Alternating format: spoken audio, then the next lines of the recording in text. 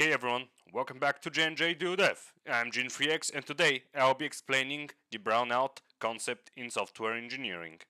A brownout is a technique for managing system performance during periods of high load or stress.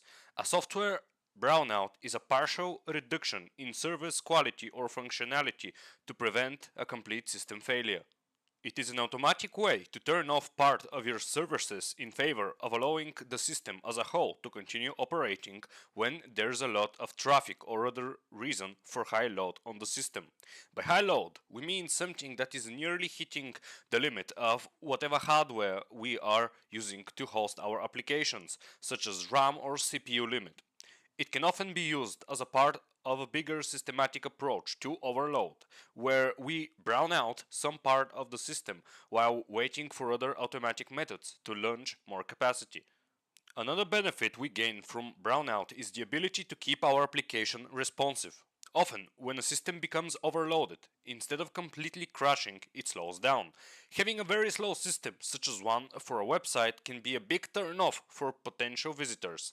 By turning off some parts of the system and keeping other responsive, our users will both have responsive applications and will know why some parts are not working.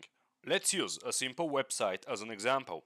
Under normal load, the website will have authentication capabilities, ability to make online purchases, and see purchase history.